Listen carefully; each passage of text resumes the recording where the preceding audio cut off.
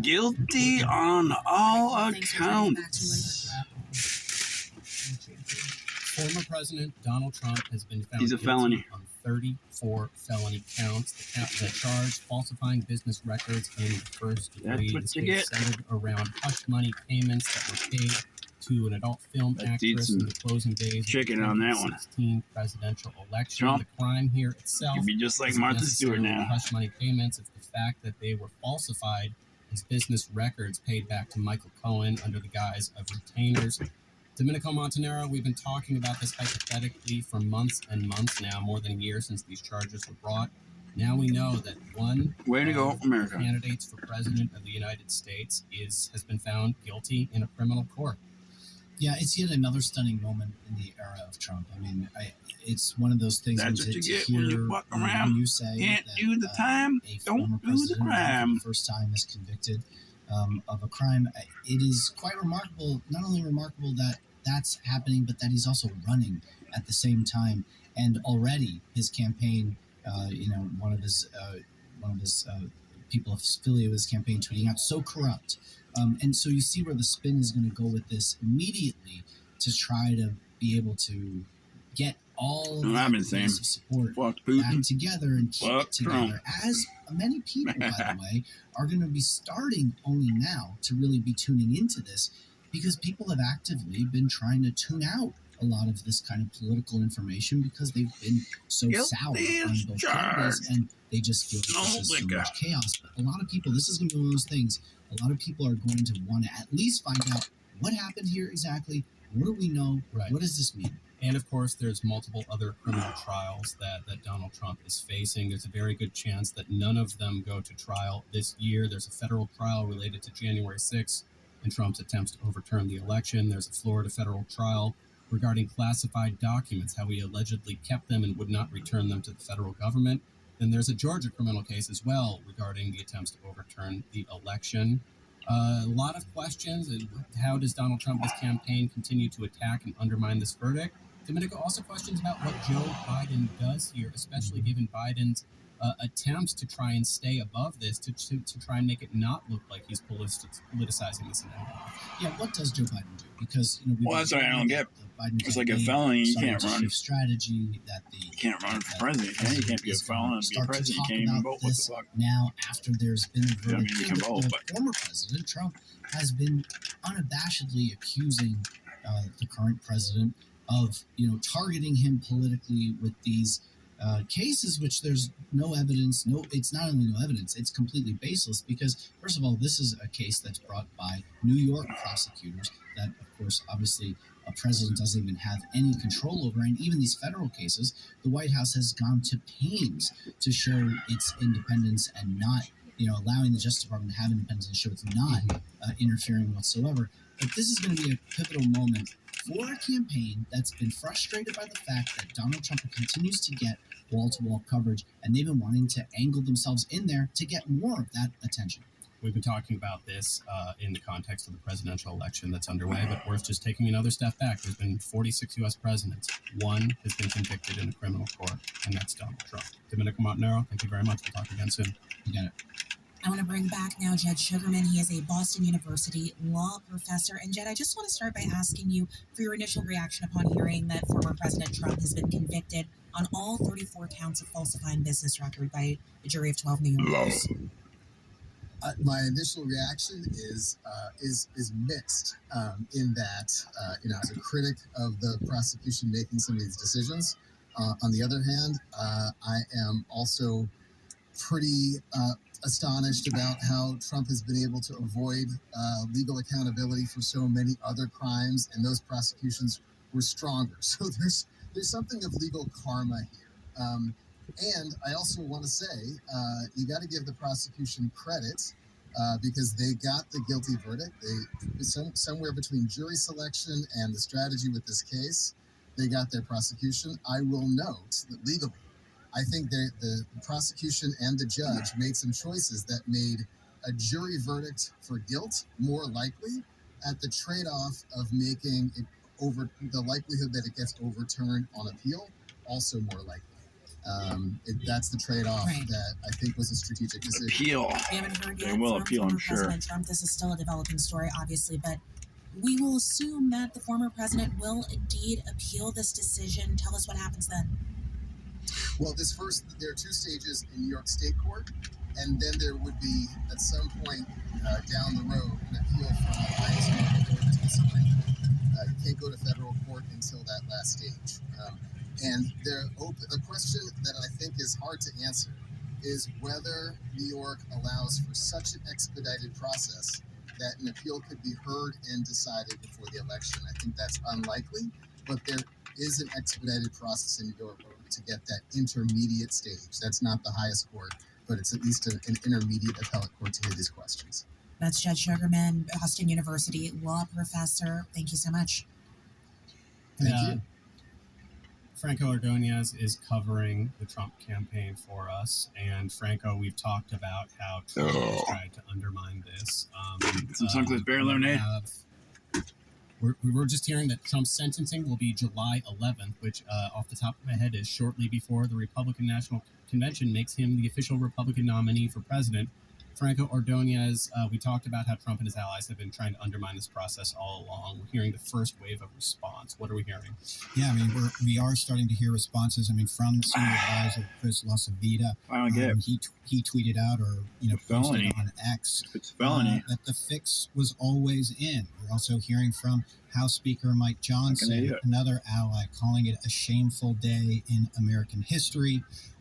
These are the kind of things that Trump and his team have been kind of setting the stage for, as you said, undermining the campaign, painting the judge as biased, painting the jury as biased, arguing that, of course, it was going to be unfair to Biden because it's in Manhattan in New York, such a blue part of the country.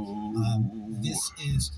you've been hearing this over and over again. When I talk to Trump World, they say they're already preparing to appeal this. So I anticipate that we still have a lot to go. And I'll just add that June 11th is also not only close to the convention, but July 11th. Pardon me. It is I've been down so goddamn long. After the first debate. So we'll be talking about this at the debate. That it looks like up to me. Key House Republican, somebody who is on the short list, as far as we know, for Trump's vice presidential pick. Today's verdict shows that corrupt and rigged the American justice system has become under Joe Biden. Who is for President Trump appealing this decision?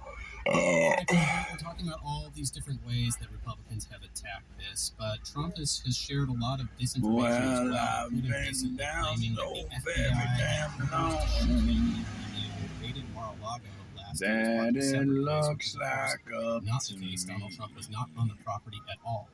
That's correct. I mean, look, this has been an issue with Trump for a long time. The use of his bully pulpit to kind of spread information, to kind of confuse listeners, to confuse the American public, to kind of draw himself and paint himself as we have heard before and reported many times as kind of a victim of a system that is biased against him, biased against Republicans. Yeah. This is how he has stoked. Heard it all before. He's so perfect. Trump, you're a fucking angel. That he is not the one who they're going after. They're actually going after his supporters. They're going after Republicans, but he is standing in their way. That's sickening. Donald Trump is walking to the point in the hallway where he can talk to reporters. We are going to listen to him. He's now been convicted of 34 criminal counts, all 34 criminal counts.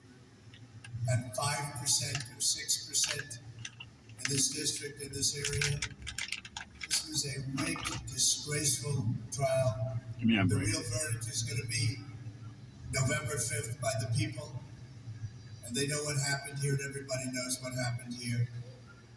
We have a Soros backed DA and the whole thing. We didn't do a thing wrong. I'm a very innocent man, and it's okay. I'm fighting for our country. I'm fighting for our Constitution. Our whole country is being rigged right now. This was done by the Biden administration in order to wound or hurt an opponent, a political opponent. Check, this is a state-level I think it's just criminal a disgrace. And we'll keep fighting. We'll fight till the end, and we'll win. Because our country's gone to hell. We don't have the same country You've gone to anymore. hell, Trumpy boy. We're a nation in decline. Serious You decline. are living Millions and hell. Millions of people pouring into our country right now. Trump campaigning here from the courtroom hallway, as he's been doing throughout this trial. He's now been found guilty of all 34 felony We counts. have a country that's in big trouble. But this was a rigged decision right from day one, with a conflicted judge who should have never been allowed to try this case. Give it up, Trumpy baby. And we will fight for our Constitution. This is long from over. Thank you very much. Questions from reporters. We're going to hang here a minute to see if he responds.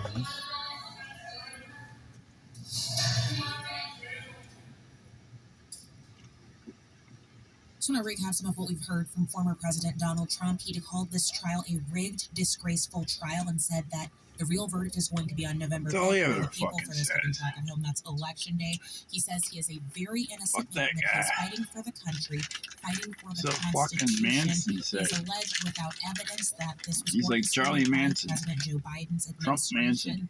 He says that we don't have the same How's country the anymore. Skelter? Let's go now to NPR's senior political editor and correspondent Domenico Montanaro. Domenico, what stood out from you from hearing from the former president there? Well, I mean, just the irritation in his voice, very sort of ad-libbed You're a statement there. fucking of some felon of his now, greatest baby. hits. He's not happy about what has gone down. It's like me. I think that he has the same sort of Well, concerns I've been about, down you know, so whether goddamn his long past in play with those general election rules. that And it rather looks scrambling a bit like on up Trump's side to try to to me. say that this is rigged, as Trump was well, saying, well, and try to sort of well. throw in any direction possible away from himself, to sort of deflect away from himself and any accountability. And so that he's going to continue fighting. So he's won't you break strategy that that lock he's and he key? sort of came onto the scene, but you know, we're 5 months from the presidential I election. said, And baby, he is right. There's going to be a vote in November, and this team baby, has pushed very hard won't you to get all of down these on rules your pushed knees? off beyond the election. And this is Well, a way to sort of shake and well, Donald Trump. come on, darling, come on, give your love to me. Attack the process, say it was rigged, attack Joe Biden, who we should just say again had nothing to do with this case. This is a state There's any level rigging case around here. brought by New It's York Trump City's rigging. district attorney, and a verdict was reached by 12 New Yorkers who sat through this trial for more than 6 weeks, who by all accounts took it very seriously, took copious notes, focused in on the process, and deliberated for about 10 hours over the course of 2 days before reaching this historic verdict. Carrie Johnson, you have covered a lot of legal issues. What are you thinking about and asking about right now? This is a jury that did its work very thoroughly, but also very quickly.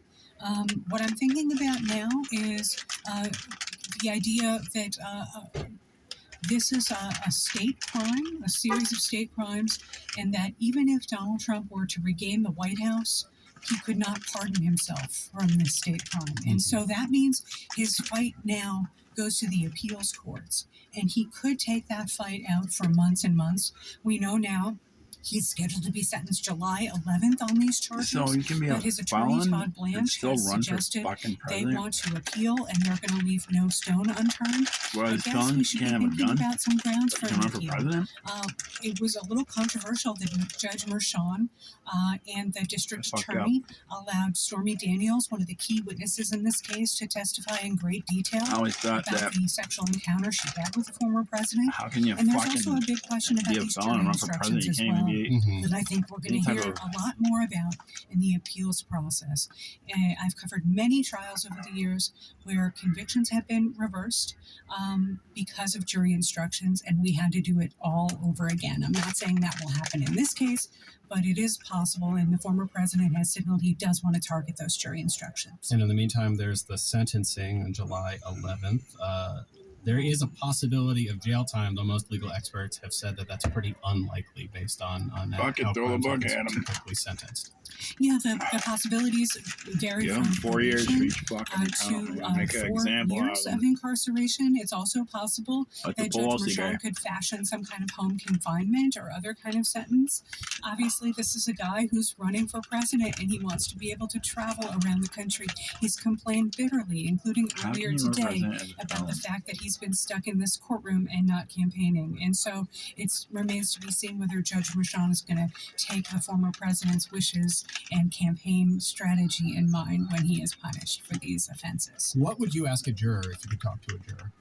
I would ask a jury, the members of the jury, how quickly they came to this decision, whether they took a vote immediately yesterday when they got this case, and why they wanted to hear so much of David Pecker, the former CEO of the company that ran the National Enquirer, why David Pecker's testimony was so compelling. The other key question I would have for them, Scott, is how much, if at all, did they credit the testimony of Michael Cohen, Right. the guy who was so close to the former president and whose lawyers had branded Michael Cohen the greatest liar of all time. The gloat. The gloat, that's right. Carrie, we have now seen across 2 impeachment trials, 1 criminal trial, and 3 other criminal charges playing out. Actually, I'm going to wrap things up with you, Carrie Johnson, because one of our reporters on the scene is now on the line.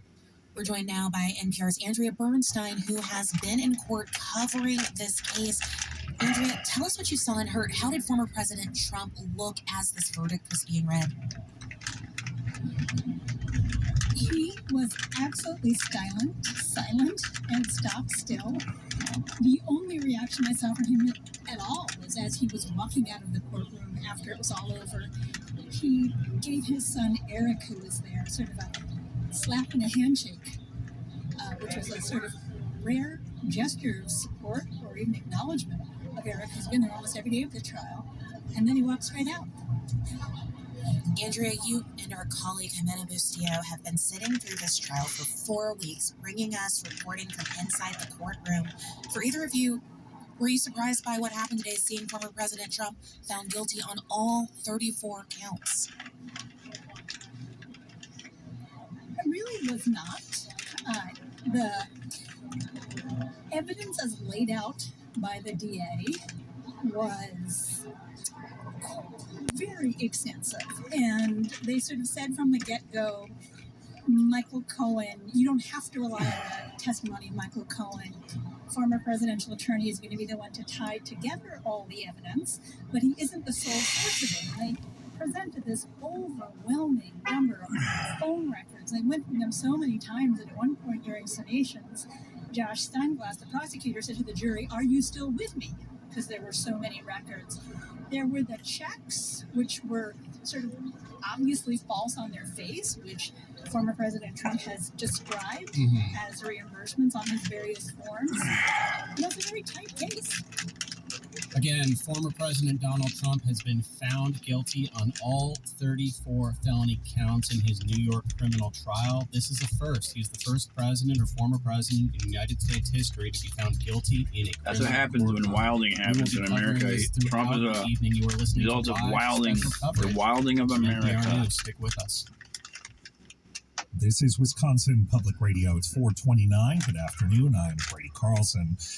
A very, very big story out of New York that will continue to follow throughout the course of the afternoon here on Wisconsin Public Radio. Curbside, multiple video, listening to Trump outcome We have a trial. news update about other national, international, and Wisconsin news stories coming up, along with the latest Wisconsin weather forecast. That's all just ahead on WPR.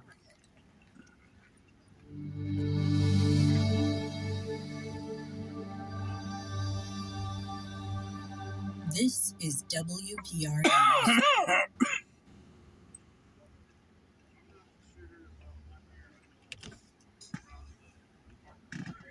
Wisconsin weather staying dry and sunny for the rest of the day.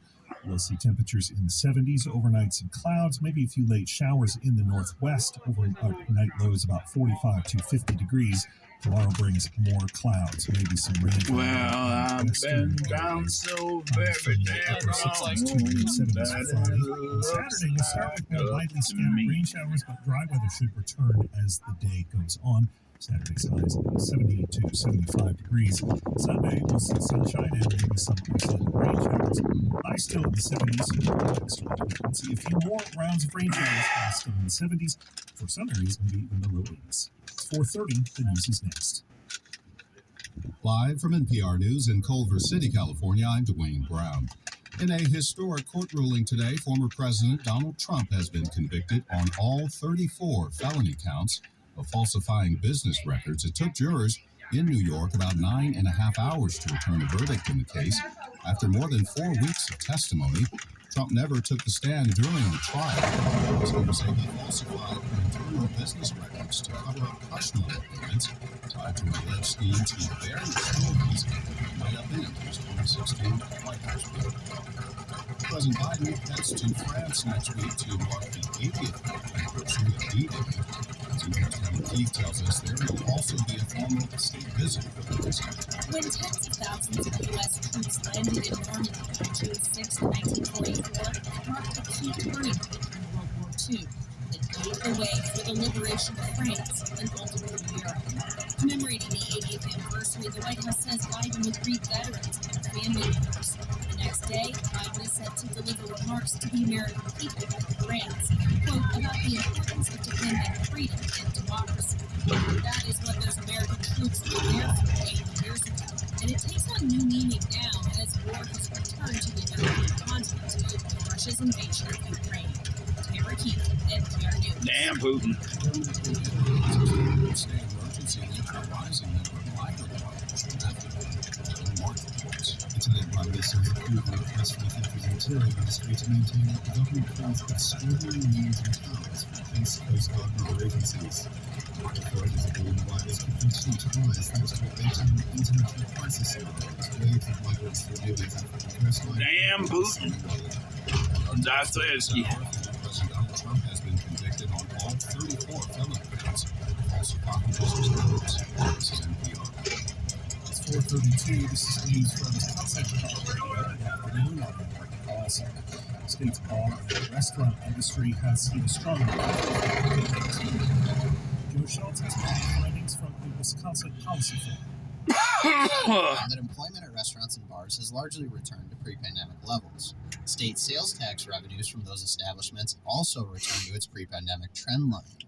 The industry had more employees this February than in the same month of 2020. Joe Peterangelo is with the Policy Forum. He says the sector hasn't yet reached the peak employment it had in the summer of 2019. The summer of 2023, the numbers were still a little bit lower than the summer of 2019, but we could see that fully return by this summer. Unless we get another damn also says pandemic. Wisconsin had more total restaurants in the third quarter of 2023 than the same period in 2019.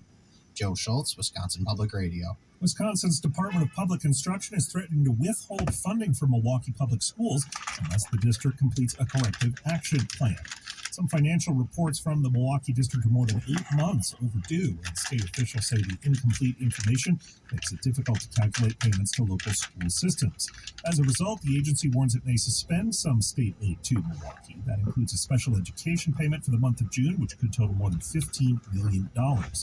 Milwaukee's school board says it's working with the state to resolve the situation as quickly as possible. The board is meeting tonight with an agenda that includes discussion and a possible vote on next school year's budget. The agenda also lists a closed-door discussion of the superintendent's job performance. The family of a man who was killed by police in Appleton is suing the city and the police officer who fatally shot him. That's all police will Federal do. lawsuits They filed get by citations Wisconsin and kill people. District Court last week. The suit argues Officer Bryce Rudebeck used excessive force when he shot Daniel Pisavento in his driveway in 2022. The Allegheny County District Attorney's Office says police responded to Pisavento's home after a call about a domestic incident and that Pisavento had a gun and was making suicidal comments. DA's office found the shooting was justified, but the lawsuit says deadly force was, quote, unnecessary, end quote, because Pisavento was pointing a gun at himself and, quote, did not pose an imminent threat of death or bodily harm to Rudebeck or anyone else, end quote, when he shot. No hearings had been set in the Sounds like a Henry Rollins spoken word This is Wisconsin incident. Public Radio News. Support for NPR comes from this station and from Ion Television, presenting the Scripps National Spelling Bee. The two-night event airs Wednesday, May 29th and Thursday, May 30th at 8, 7 Central on Ion. Learn more at spellingbee.com. From Indeed, designed to be an artificial solution for businesses intelligence. of all sizes to attract, interview, and hire Faster than candidates, AI all could from do. one platform. Learn more at Indeed.com/NPR. And from the John D. and Catherine T. McGarty Foundation at background.org. This is live special coverage from NPR News. I'm Scott Detrow. And I'm Juana Summers. Former President Donald Trump has been found guilty of falsifying business records to influence the 2016 election. It is a historic verdict as Trump, the presumptive Republican presidential nominee, campaigns again for the White House. NPR's Andrea Bernstein and Jimena Bustillo have been there for the whole trial. They join us now from New York. Folks, I just want to ask you, you have had a window that many people have not had. You've been able to observe both the former president as well as the How can jurors you be a there in the room felony? who have now A rendered felon this and verdict. still run for fucking Is there president. anything that struck you about the body language of the jurors there in the room? When did that change? So You can run for president, but you can't own a gun if you're a felon. studious jury, and one of the interesting But if things you is become over the past president couple as of a days felon, as you they've can been fucking deliberating, they seem blow off nuclear surprisingly bombs. relaxed. Isn't that like a There were gun? some smiles when they had some testimony read back to them this morning. They took a lot of notes. This was a real note-taking jury, with the exception of the jury foreperson who actually Yeah, I think that's just fucked did up. not take any notes, but many of them took notes. It's not fair, I don't think. You shouldn't be able to be president if you fucking have a felon. Not look at Mr. Trump, although he was looking at them from yesterday, from the first time back in the I courtroom. mean, if they say you can't have a He gun, very keenly watched them, how can you which be was president? different from his demeanor during the rest of the trial. That When makes Mark Kelly absolutely sort no of sat goddamn back, sense. sometimes closed his eyes, kind of looked, perhaps deliberately or not, like he didn't care. But when the jury was deliberating, he was very actively watching them and studying their faces. I want to bring in NPR's Jimena Bustillo, who has also been there following this trial. Jimena, I want to ask you, Just goes to what show stood out to you in jurors are better today, people what than you saw in fucking this Trump. verdict I tell you what, I'd vote for any of those fucking jurors as president. I had my before eyes even on Trump vote for from the Trump. overflow room. We had a camera directly pointed at him.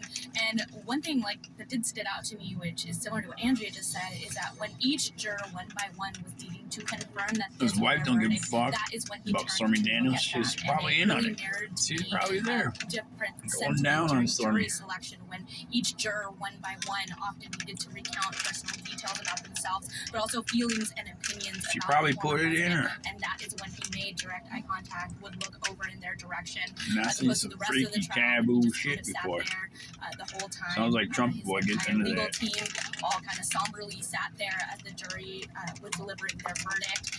There wasn't any commotion in the room. There was I have no shame. not anything from both sides, but definitely a little bit of thinking on that front. We live in a political climate where people are targeted online. Their personal information can be found out. We saw personal information about jurors in the jury pool making its way to the public. We saw cases like poll workers in the 2020 election who were singled out by the Trump campaign, really getting personal attacks. Jimena, what happens next for this jury? What protections Fuck that, are I go in kick place his for ass, these man. You 12 wanna talk jurors shit now about that me? they have found a former president of the United States guilty? You to my face. Well, as far as I don't I know, know, motherfucker. at the moment, and in fact, New York Judge Juan Marchand made sure to tell them that all the rules that were in place about not being able to talk about the case with others or amongst themselves or with the media, that veil is now lifted. So if they wanted to, they could come out to one of 50,000 reporters that are out here right now and talk about their experience, which is not something that they've been able to do. At the same time, though, they might also just continue to keep to themselves. Keeping the jury safe and protected was a very critical point in this trial. They were anonymous. There was never a security or a compromised juror situation that we were made aware of. But Judge Juan Marchand made sure to protect the jurors, not just from the press, but from other people that that may want to attack them just by the sake of them needing to make this kind of a decision. I said, baby, baby, baby, that has convicted Trump. won't you get down on your knees? I know that was also in Judge Merchan's court. Oh, and in addition, there were two little darling, won't you Trump liable give your love to me? Of writer Eugene Carroll. The judge in that case instructed them to never come forward, and so far as I know, they have not either. But this judge has been deferential to the jury, so we just don't know. I will say that he's been a very placid judge most of the time. The one time he did seem to really get quite upset at Trump was when he made a comment about the jury early in the case, that it was yeah, give him all the time you can give him. Make an example out of this motherfucker. We shall see, sort of what happens moving forward. 34 counts, that's 4 years apiece, and it's 126 years. It's free to do what they want. Andrea, anything surprised you about today? We went into this day with this 46 years. A lot of questions about what particularly the jury was looking for. We thought the jury might have been dismissed for the day when we found out there was a verdict. Was there anything that really took you by surprise today? Right, you never know until you know. At 4:15, the judge said, I'm letting the jury go home at 4:30. And then he came in at 4:36 and he said, actually, they said, at 4:20 they have a verdict. Malt liquor. So you don't know that.